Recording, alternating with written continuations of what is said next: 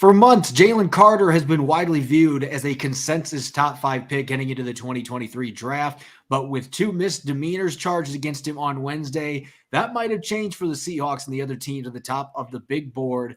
We're going to be investigating that on our latest installment of Locked On Seahawks. You are Locked On Seahawks, your daily Seattle Seahawks podcast. Part of the Locked On Podcast Network. Your team every day.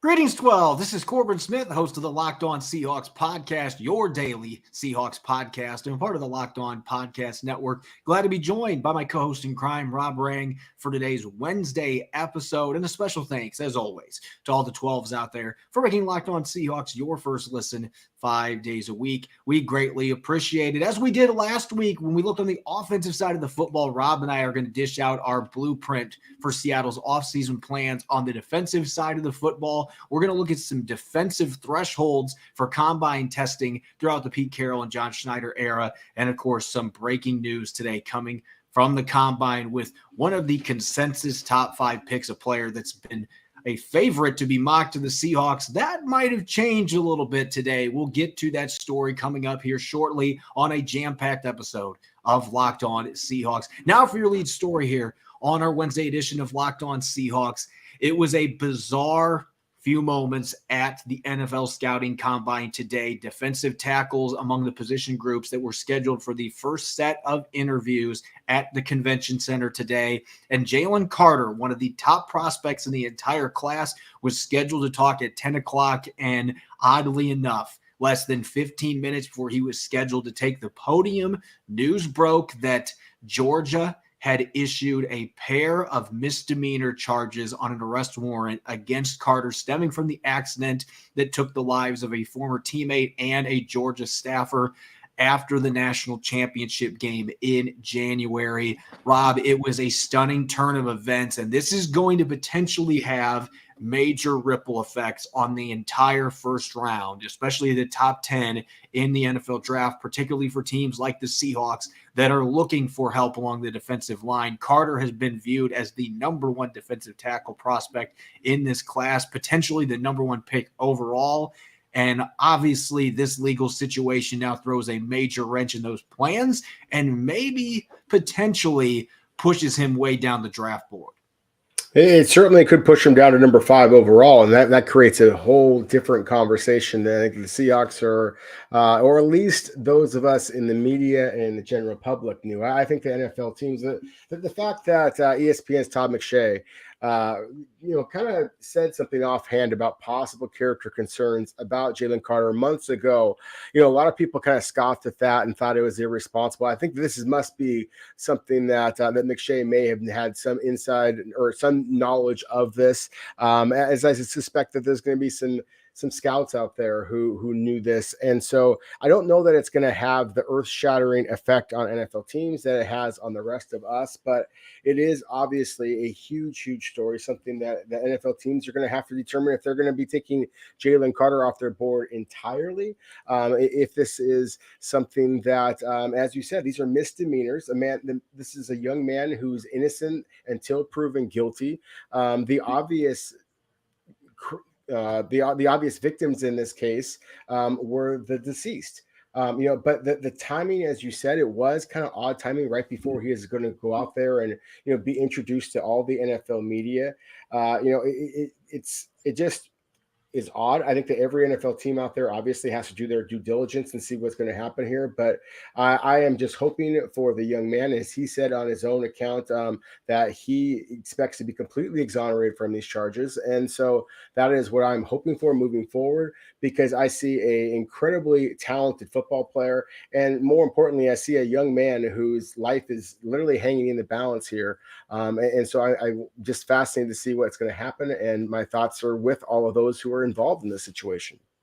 Yeah, that's the first thing that we have to make sure that we hammer home here, that the most important part of this story is still the 2 people that lost their lives here. Human beings. And This is not a murder charge. I don't want people thinking that this is something of that magnitude. It's not like the police department came out and said that he was directly involved in the death of these two people. But what we need to also understand is if he was racing and going over 100 mile an hour with his Jeep, you know what? He's a culprit as far as egging on the other people and putting them in a position where they were able to get into this crash. And so that's why you have these misdemeanors. This is still a very serious situation, especially for NFL teams when they're looking at character concerns. And we can talk about all the teams at the top. And eventually this is going to be something that's going to be discussed, assuming that the information that came out today ends up being accurate or the charges stick.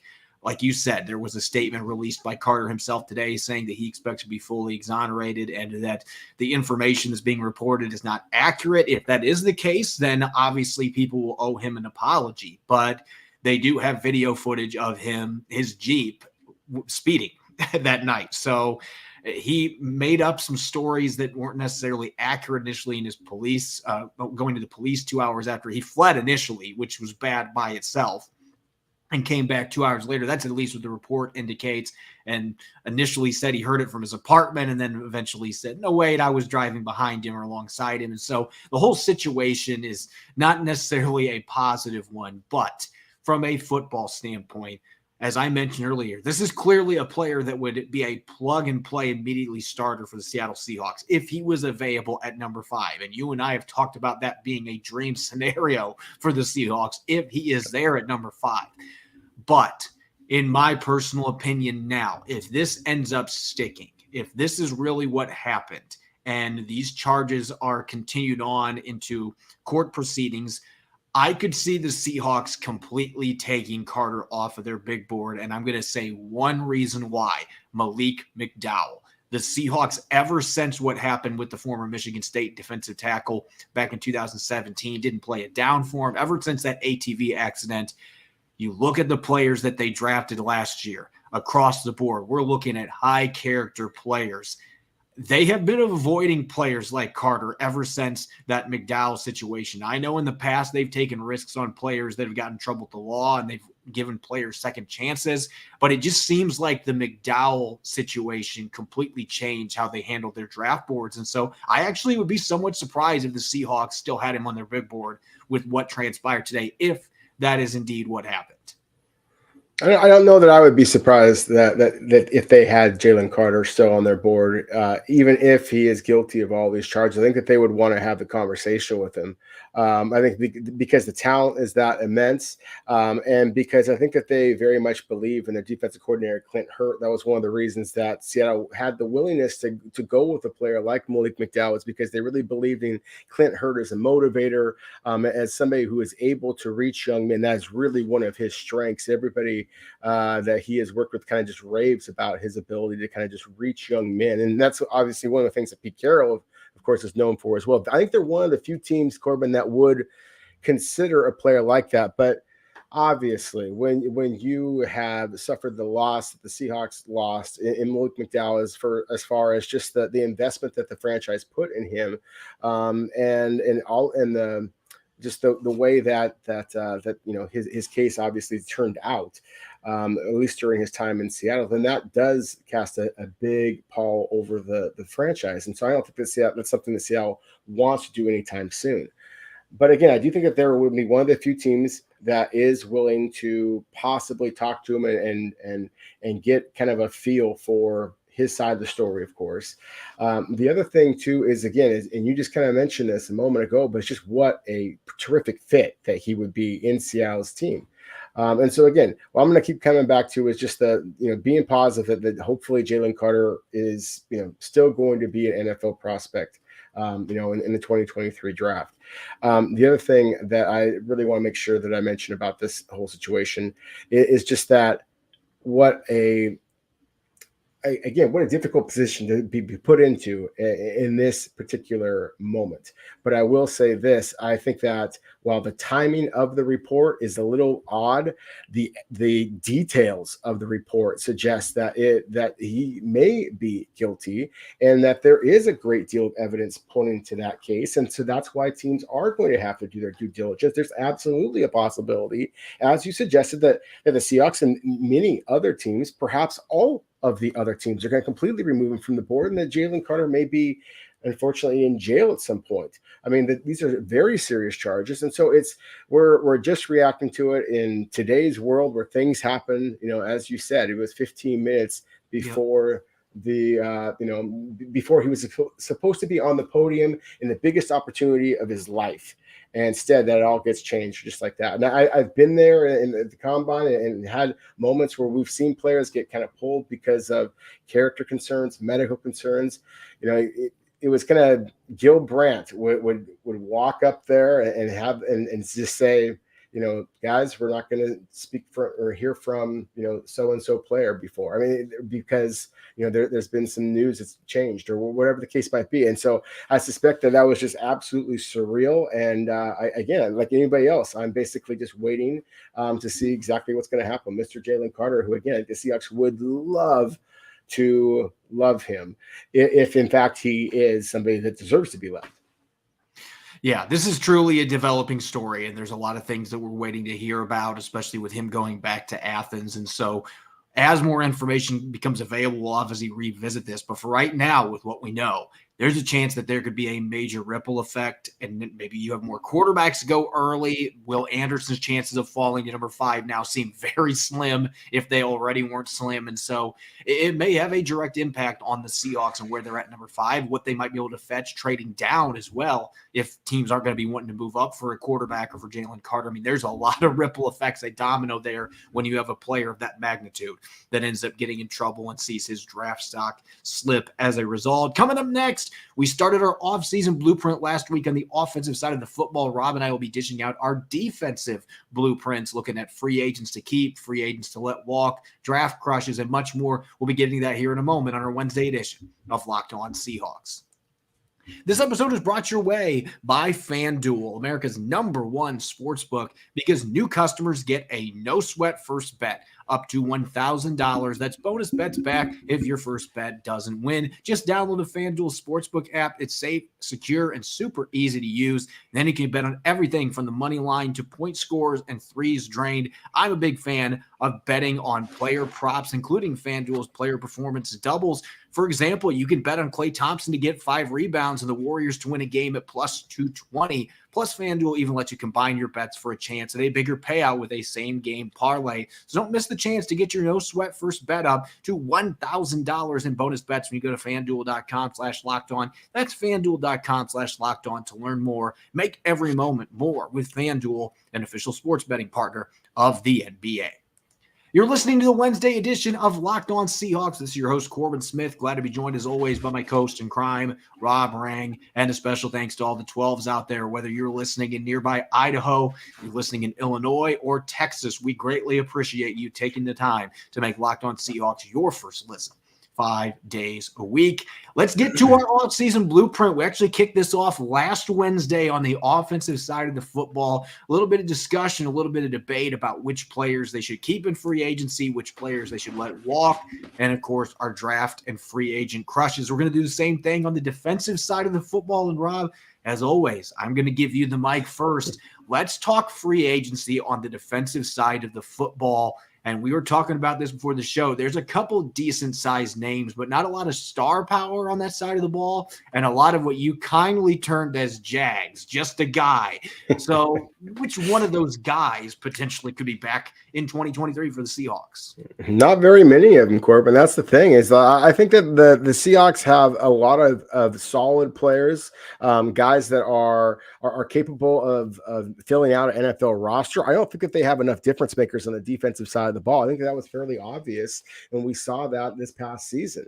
So you have an opportunity to get rid of some of those players, or perhaps upgrade some of those players through free agency and by this draft, of course, that Pete Carroll and John Schneider are at the combine right now, as are you, evaluating all these players. So to me, the highest priority would be Cody Barton, not only because of the improvement that I saw from Barton, obviously the need for the Seahawks at the linebacker position with Jordan Brooks as well, but just because I think he's a good player and he's a homegrown guy that you've developed, and he feels like he's an ascending player. You want to reward those types of guys. He would be my top priority, but I also think there's going to be other NFL teams out there who are going to be really interested in him. And so if he gets some kind of really big offer out there, then I don't think it's something that you have to worry about so much, because I really like the talent that's out there in terms of veteran linebackers that are available in free agency other than Cody Barton. And so we'll be talking about that here in a moment as well. To me, the only other one would be Ryan Neal. And, you just already invested so much money into Jamal Adams and, of course, Quandre Diggs as well. I don't see how you possibly can justify spending that kind of money on a third safety unless you're going to do something with the money for the one of the other two. So that's a whole other conversation there. So, but until something like that happens, again, Ryan Neal, I'd love to have you back. I think you're one of the glue guys on the team. I also wonder if Seattle can, to me, he feels almost like a luxury to bring back unless you're able to get him at a pretty bargain basement price. And I think that Ryan Neal's outplayed that. He certainly proved me wrong.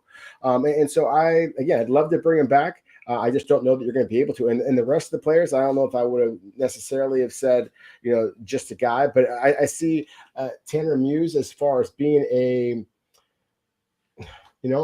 player who has speed, but I don't necessarily like the physicality and the consistency as far as a tackler in the hole. I think too many times he tackles guys and falls backward, giving up an extra yard every time. I want more than that in this scheme. I think the same thing with like the Josh Jones of the world, the Jonathan Abrams of the world. There's some good safety play there, but not necessarily something that I think is so much better than some of the young talent that you might be able to get in this draft class. Maybe after the draft, if they're still available, sure, fill out the back of your roster. But I just don't see those players as the future starters that you want to re-sign to big time kind of deals. I mean, again, if they're at the end of the year, at the end of the free agency situation, you're going into get ready for mini camps. Sure, if those guys are around, but none of the players other than Barton a little bit do I feel like are necessarily priorities for Seattle to re-sign on the defensive side of the ball. And that includes Poona Ford, LJ Collier, et cetera, et cetera. There's 11 of them. Yeah, I feel the same for the most part. I do have a little longer list in terms of players to bring back, because Tanner Muse, I think you can bring back at a pretty cheap deal, and it's good depth with Jordan Brooks coming back from an injury. And Jonathan Abram, I saw enough in the games that he played in with Jamal Adams' injury history that you could bring him back on a veteran minimum deal. That might be something that you do after the draft. But as far as irreplaceable players, there's not a single guy on this list that would be deemed as that. Cody Barton, you'd like to bring him back because of your depth concerns. And obviously Jordan Brooks, I mentioned the injury. And Ryan Neal, the luxury signing idea, I would agree with. And at the same time, it feels like it's not necessarily that because of all the injuries Jamal Adams has had. And we don't know what Jamal Adams is going to look like coming off of this injury, this quad tendon injury. Some players in multiple sports have had a really difficult time coming back to anywhere close to their previous form from that injury. And so until we see him out there in the field, and it just feels like Ryan Neal should be out there with Quandre Diggs and Jamal Adams. And we haven't gotten to see that because they haven't been able to keep all three of them healthy at the same time. But as a restricted free agent, that's going to be a fairly expensive tender. At the same time, he played like an all-pro player when he played last year, and you don't want to let that guy get away or risk him getting away. So I think the Seahawks are going to try to find a way to make that happen. What you and I were both in agreement about, no major cap casualties from this side of the ball, but Shelby Harris getting that contract extended for a year or two to lower that cap hit that's more than $12 million this year. They have got to find a way to fix that. They want to keep him around. Best way to do that, a contract extension for a player that should have several more good seasons and is a great fit for the scheme that they are running. Let's get to our free agent crushes now, shall we? And I know that you mentioned other free agent linebackers on the market, and this may get our listeners excited thinking about a certain player, but I think you might have another one on the brain to help address the middle of Seattle's defense. Well, I just love the fact that you mentioned the restructuring or extending Shelby Harris's deal, because that would be something that if Seattle was going to be able to make the bold move I'm about to suggest, then they would have to do something likely with Shelby Harris's contract, or again make one of those decisions, perhaps a very tough decision at the safety position with the money, because this is going to be a big dollar type of signing. This is not, you're not going to be able to bring back Cody Barton and do this, but I've always been enamored with the athletic ability, the range that is Tremaine Edmonds, the inside linebacker for the Buffalo Bills, former first-round pick out of Virginia Tech. I just see a guy who is just special. And so I don't know that he's actually even going to be able to make it to free agency. I mean, that's the thing, is right now, all of these players are technically still on their team's rosters, and we'll see what happens. But I just see a guy who is absolutely dynamic talent. I see a lot of really good linebackers, Corbin, that are veterans that I think are thumpers, more thumpers than I see in this draft class. And that's kind of unusual to me, to be honest with you. I usually like going with the younger linebackers because let's face it, their position, there's going to be attrition there, just like we talked about with running backs. Linebackers break down very quickly in the NFL, so you'd love to be able to draft young ones. But I don't see guys who are the thumpers that I think that Seattle needs to take this defense to the next level. If they're going to bring back Geno Smith, if you're going to be going for a difference maker at that number 5 overall selection, then I think that Seattle is potentially in position to really go for it. And so, again, with Shelby Harris' situation, either extend him and lower that cap hit, or perhaps even consider some type of release situation to clear up some money and be aggressive in free agency, kind of surprise some people a little bit, because again, you're in a position of real authority, real power in this draft.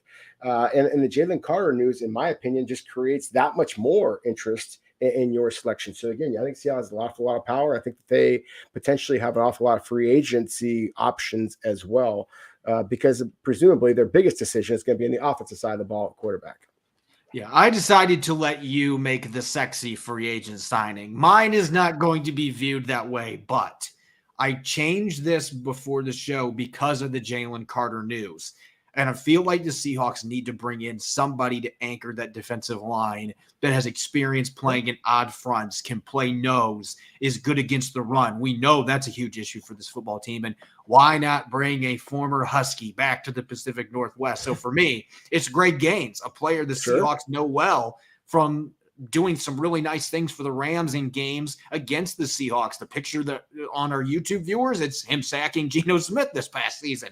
And don't mistake it, Greg Gaines is not a player that is going to rack up a ton of sacks, but he has been a plus run defender for most of his NFL career, and he has been surprisingly good at getting after the quarterback. He's played in a 3-4 odd scheme. He's a player that I think can play in either one, particularly in interior. And without Brian Monet being healthy for who knows how long this season, they're going to need another guy that can play in the nose spot. I don't think Poona Ford's going to be back, so Gaines, the player I think you can maybe get in that $5.5 or $6 million range in free agency, and you can couple him with Shelby Harris, and maybe they make another move or two releasing a guy there.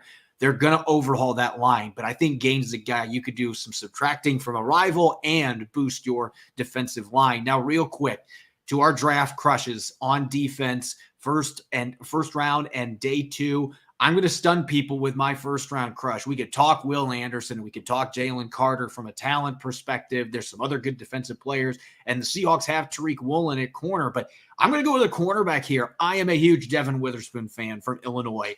Every time that I turned on the TV to watch Illinois play this year, I watched them because I wanted to watch Chase Brown, their running back, and I could not stop watching number 31 because even though he's not a big-bodied corner, he's kind of a lean player, he is a masher. He comes up and sticks people. He had 3 interceptions this year, 14 passes defensed for a really solid Illinois defense. He played his best against elite competition, too. Had a fantastic game against Michigan when they nearly pulled the upset. And this kid, just every game I turned on, I loved. And he would be a player that would maybe buck the trend. Seattle, you want to have a stunning pick, you pick the best player available. Witherspoon across from Tariq Woolen.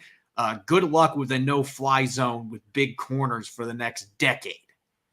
Yeah, it would be exciting. It would be obviously counter to what Seattle has done in the past, but still, there's no doubt about that would be a cool selection. And as you said, Witherspoon wears number 31, so is my draft crush, number 31. You kind of jokingly just passed by Will Anderson Jr. I just think that he is the most dynamic player in this draft, even though, and again, assuming that all winds up going away for Jalen Carter, just focusing on the player, I still think that Jalen Carter as a player in the position that he plays, that he would potentially deserve number one overall consideration over Will Anderson. But if you're talking about a playmaker now, then that's definitely what Anderson is. I mean, this is the guy that can be that edge rusher. He's not quite as twitched up as some of the other guys, but he's just a better football player than most of the top pass rushers you've seen in a long time, because he plays the run as well.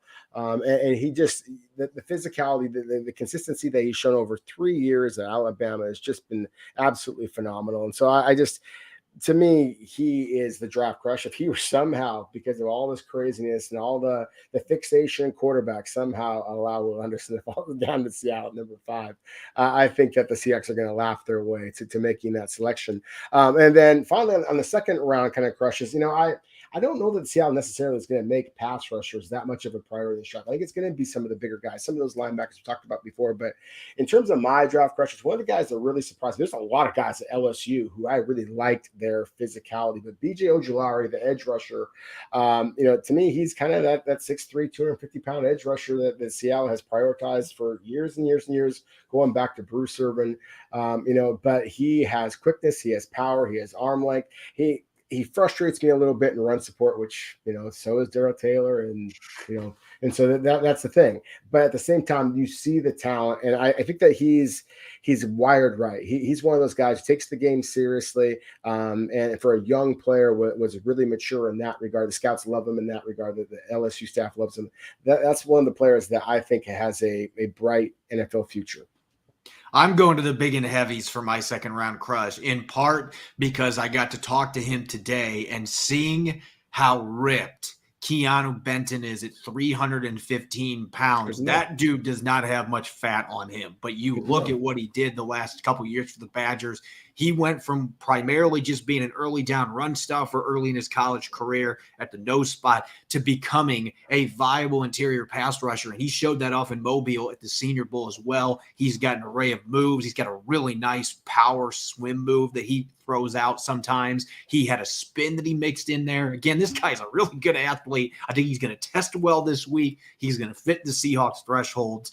I think that this kid's got a chance to go very early in second round. If he has a great week this week, maybe he sneaks into the first round because he can rush the quarterback, and he's also an elite run stuffer coming from the rugged Big Ten. And so I'm a big fan of Benton. He is climbing up my list at a very solid, deep defensive tackle group. Let's get to those combine thresholds. Perfect segue here. We talked about the offensive thresholds the other day, and I think it's fitting. You were talking about Will Anderson Jr. and what he brings to the table, and it's interesting. A lot of the position groups that we talk about in these thresholds, they have pretty specific height and weight. And then defensive end or outside linebacker in this new scheme is the exact opposite, because Seattle has had their big ends that are like your Red Bryants of the world. And then they've also had their players like Cliff Averill and Bruce Irvin that were 250 pounds soaking wet and were more of your speed rushers. Darrell Taylor would check that box off as well. And so I think it's a lot tougher to look at these thresholds because, quite frankly, they've had two different positions for most of the Pete Carroll era at defensive end. No, they really do. But still, I think if you look at the defensive end one, if Seattle was to stay at number 5 and things go the way that we have been thinking that they might go and wind up with Tyree Wilson from Texas Tech, it still would wind up surpassing the height, the height measure or the height threshold that we have seen with in the past with the Seahawks. And I think that they absolutely will be considering Tyree Wilson if he is available to them, especially with the possible, news today of Jalen Carter's situation. So to me, that's one of the things is I looked at the height and I thought, okay, so that 3-inch differential, I mean, that's significant, but it's not as much as the ones you're going to see as you go down, because as you said, Corbin, you're really talking about two completely different positions. There's no way that Seattle is going to be looking for a true edge rusher who's got a 40-yard dash in the 4.97 range. Obviously, they've looked for guys who have been in that.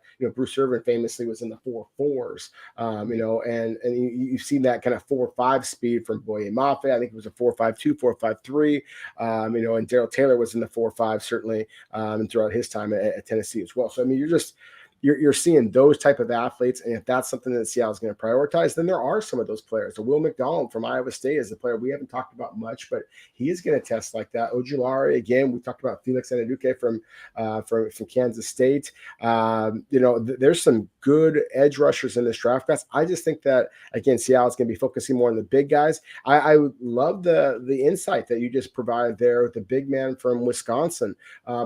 Just the physique, I think, is something that Seattle is going to be looking for, because they're going to want guys who aren't just big slogs at the point of attack. They're going to want some guys who are powerful enough to two gap and then still be able to pursue, get rid of those blockers and then run laterally and pursue. And so if you're those 350 pounders, the Siaki Ikas and guys like that everybody wants to project to Seattle, and perhaps that will be one of their guys. But I just mean that some of these other players, I think, make a little bit more sense. And you can see that there with just the height and weight range. And we're talking about a much bigger differential here with these big guys. And I think you're going to see Seattle lean towards the bigger men because, again, they got to get bigger and stronger at the point of attack. Everybody who watched the Seahawks a year ago saw them repeatedly get pushed off the line of scrimmage.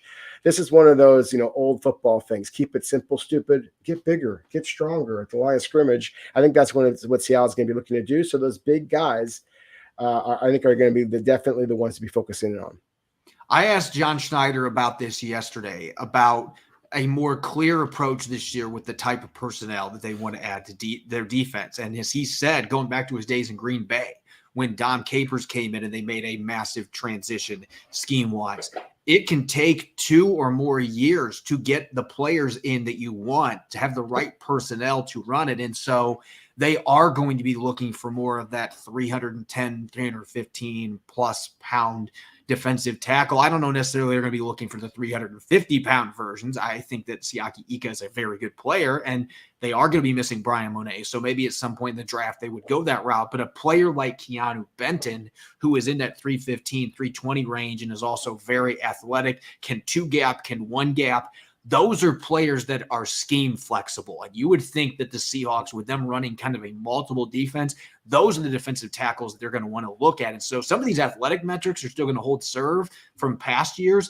but I think you're going to see more emphasis on the higher end of that weight total, maybe not above that 323, but in that 315, 320 range where they're looking for guys that really fit that 3-4 scheme. Now, if there's a position where the Seahawks have completely gone all in on athleticism, it has been off-ball linebackers at the combine. And there's been some discrepancy in size, anywhere from 227 to 267 in the weight category. But aside from one player running a 4.71, and oh, by the way, that was KJ Wright. So that was a pretty good success story. But otherwise, they have preferred guys running in the 4.4s and 4.5s. And I included Bruce Irvin in here because he did a lot of dropping back into coverage early in his career. He was playing as a Sam off-ball linebacker for a good chunk of that time.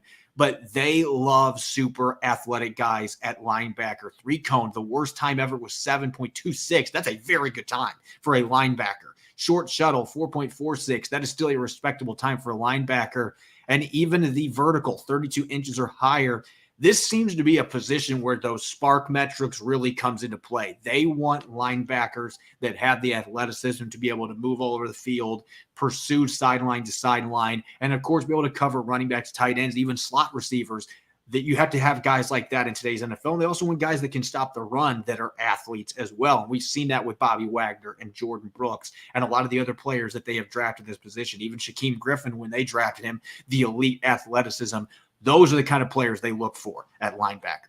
No, they really is. I mean, that's exactly what they've looked at in the type of players that it's been fairly predictable who they might kind of be looking at.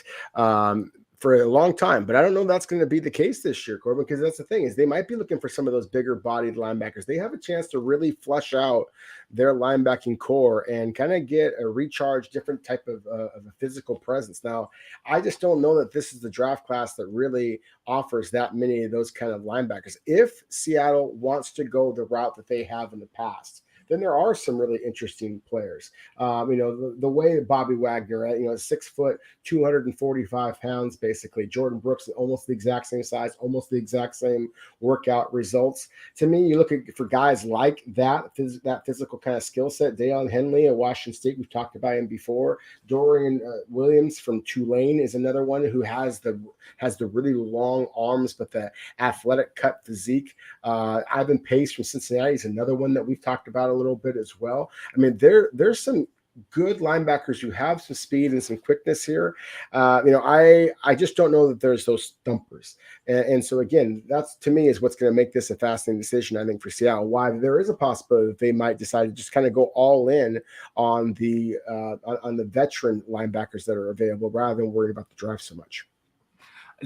Quoting Rob Rang, I don't know how many times you've said it in this show, picking your own flavor at Baskin-Robbins. That's been the Seahawks at corner and safety because they've been picking a wide array of body types over the years. Now, obviously, in part at corner, that's because slot corners are going to be different build than the outside corners. And they, for the most part, have looked for those really tall, long-arm corners. There's been the 32-inch rule. They busted that a few years ago with Trey Brown. It seems like they've transitioned a little bit. They signed DJ Reed in free agency. They are more willing to bring in those corners that are smaller, but still, for the most part, it has been big body players at that position, most of them exceeding 6 foot tall and being in that 190 to 205 pound range. And there's been a few guys that have ran in the 4.5s, Richard Sherman being a notable one. They like speed, though. A lot of these guys at 4.4s or faster, 4.26 for Tariq Woolen. And again, 3-cone and short shuttle emphasized. They're looking for guys that have really good change of direction, which makes a ton of sense at the cornerback position. But there has been some flexibility in terms of size and length, in part because slot corner, you can get away with having smaller guys, and you need that quickness of that position. Whereas on the outside, they still would prefer to have those really tall, long-arm guys that can play press coverage on the outside. Yeah, exactly. There was two things there that made me kind of chuckle. Is that for one, for those of you who are able to watch on YouTube, you may have seen the differential in size, the height specifically of the cornerbacks that Seattle has drafted. I mean, they range from the 6'4", Tariq Woolen to I'm not sure, I can't remember who was 5'9", maybe Trey Brown, maybe. Yeah, and so again, I mean, 6'4" to 5'9", that's quite the differential there, more than any other position that we talked about. That's like Shaq and Muggsy Bogues next to each other. Exactly. It really narrows it down, the cornerbacks that Seattle has had success with. And that to me is, again, one of the things that I just kind of love about this exercise is I just think that, I have a buddy who's going to be going to a coaching clinic here pretty soon. And he's really excited because the speaker is truly considered one of the best at knowing a certain position. And, the same thing to me when it comes to Pete Carroll and defensive backs and just the masterful way that he has been able to play so many different players at so many different positions, so many different sizes and speeds, and he just finds ballers.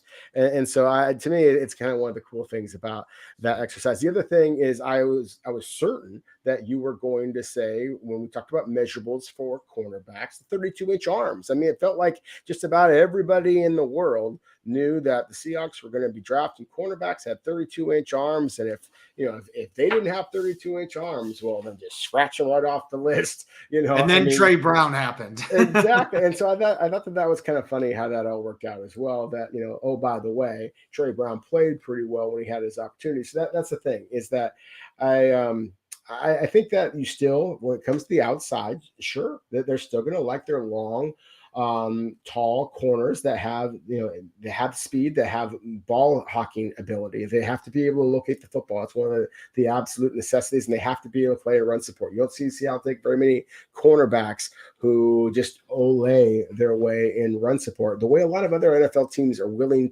to kind of try and teach that. Seattle kind of feels like they believe you have to have that in your heart as a corner. Otherwise, you don't have that. And they just kind of move on. So to me, those are some of the things that I really think that maybe are even more obvious in how they've evaluated corners than some of the numbers that we just put up there. And I mentioned them specifically just because there is, again, such a huge discrepancy in the height. I thought we might want to break it down a little bit better than that. Yeah, and there's similar things at safety too. 5'9" to 6'3", so you have a very wide gap. But again, you have free safeties and you have strong safeties, and they have different roles. Now, the Seahawks want more of an interchangeable safety at those two spots now in their current defense. That's what their goal was last season. But this is really one of those where outliers come into play. You don't see the Seahawks drafting 231-pound safeties very often. In fact, it's happened one time, and that was, of course, the enforcer himself, Cam Chancellor. There aren't very many Cam Chancellors coming through the draft. In fact, I can't remember another one since then that has come through. Maybe Divine Diablo had similar size, but not quite the same football player. There's more of a hodgepodge here, though, in terms of athleticism. 4'6", 40. They're willing to bring in some slower guys that can really thump people at that strong safety position. 3-cone and short shuttle, they're willing to compromise a little bit if they are bringing in physical players that are playing near the box. Those guys don't need to have the elite quickness or elite speed that some of these other players have. If they do, that's great. If they're looking for sound tacklers, guys that can move around, that can play multiple positions, that's really a big thing, the interchangeability at safety. And so I think that's another reason that you see a pretty wide array of athletic skill sets and sizes here, not just free versus strong safety, but also because they just are looking at different skill sets, guys that play near the line of scrimmage, guys that play back in coverage, more of your single high, two high looks. And so there's going to be variation naturally. And I think you would see that with most NFL teams. Yeah, and I thought that it was, if you can put those numbers back up for a moment, was that 17 reps that all of them have had 17 reps at least, or is that, am I reading that? All of them had at least 17, so they like their guys to be able to lift some weights too. Exactly. And so to me, that's an interesting number. I certainly can spout off a couple of NFL teams that have not prioritized just pure strength. And, that's the thing. The bench press is, of course, a test of power, but it's also a test of your just ability to keep going. So there's not a lot of safeties that have that type of strength. And so that is surprising to me. That's an interesting number there. But anyways, it definitely speaks to the fact that Seattle wants their guys. They're those cornerbacks, as I mentioned before, they have to be physical. Well, obviously it's safety. You have to be even more physical. And so I think that this is just an interesting number that I had not noticed before that really kind of bears that out, that is going to be a priority, that you have to be a player who has put your time in the weight room and not just be one of those very quick safeties that, that excels in coverage, but isn't somebody who's going to lay the wood when they get their opportunity. As always, you can follow me on Twitter at Corbin Smith NFL. You can follow Rob at Rob Rang. Make sure to check out Locked On Seahawks. We're on all major platforms and streaming video form 5 days a week on YouTube. Coming up tomorrow, I'll be joined by Dallas Cooper, and the two of us will look at the first day of testing at the Combine, the standouts, maybe some players that fell flat from expectations, and we'll be checking out some free agent centers to potentially replace Austin Blythe in the middle of Seattle's offensive line. Hope you'll be listening in. Thanks for tuning in to tonight's episode. Go Hawks.